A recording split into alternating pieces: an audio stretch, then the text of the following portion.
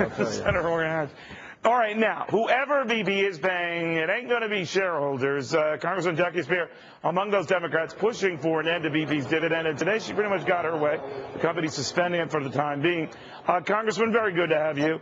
Are you satisfied with that? They say until, I think, for the next 6 months, maybe longer. Is that good enough? Well, let's be frank.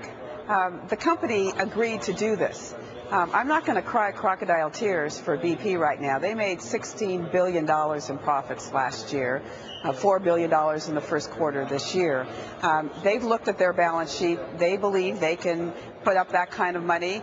We should require that they put up that kind of money because we shouldn't have the Exxon and Valdez situation where decades later they're still paying on those claims or disputing claims. You know, let's talk about all the people in the Gulf who've lost their jobs because of BP. Let's talk about the fact that they had people on their rig that basically were saying we shouldn't go forward. There's something wrong with this concrete seal because it's coming up in the sludge. Well, you know, Congressman, you mentioned all very valid, fine, and good, notable points. My only point to you is, as much money as you think BP has, it has seen its market value cut in half since the explosion, as well it should and as well you could expect. But my point is that is $90 billion worth of market capitalization that it will not have now to address some of your ongoing concerns.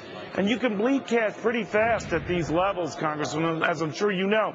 So it gets back to how much do you punish a company that has already agreed and set aside this emergency fund, which you and among others called for, maybe completely justified. But I'm just saying, at what point do you fear you might be to the point of knocking blood out of a stone? Well, we're not about knocking blood out of a stone. I would like to see BP continue to be a very viable entity. But when you have all of the oil companies standing up, swearing under oath yesterday that, you know, frankly, they were distancing themselves from BP, say they wouldn't have operated the way wouldn't BP you? I mean, did. come on, that's classic throw the other guy under the bus.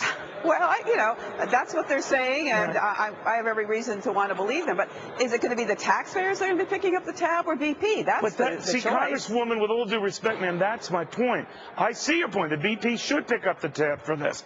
But if you push them too far, the risk is that they might not have the wherewithal to pick up the tab. And some of your colleagues have feared, liberal and conservatives both, that the company, if it is a Machiavellian sort of money-grubbing institution, which some have claimed, then it's going to look at its priorities and alternatives and say, you know what, maybe it's just better if we file for bankruptcy and then we can absolve ourselves of this. And then your worst intentions suddenly upend everything. Well, I hope, Neil, that you're not going to the place where we're going to say that BP is too big to fail now and we've got to, you know, somehow. No. I think you know exactly what I'm saying, Congressman. I'm saying, look, I've said many times, this company should pay dearly for a mess that it caused.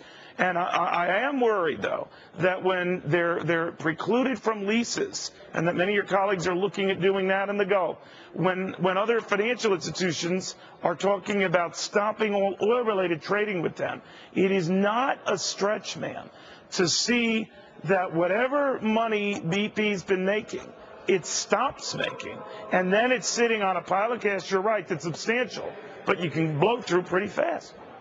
Well, let's also remember that the president was actually asking that we continue to explore offshore. So he's not been the one that has basically precluded that. Now, for a period of 6 months, we're looking at it because right now we've got to ask ourselves, do they really have the technology and the redundancy to drill 18,000 feet under the ocean? No, ma'am, what I'm referring to are some of your colleagues who want to strip BP of the right to bid for oil leases, drilling leases in the Gulf.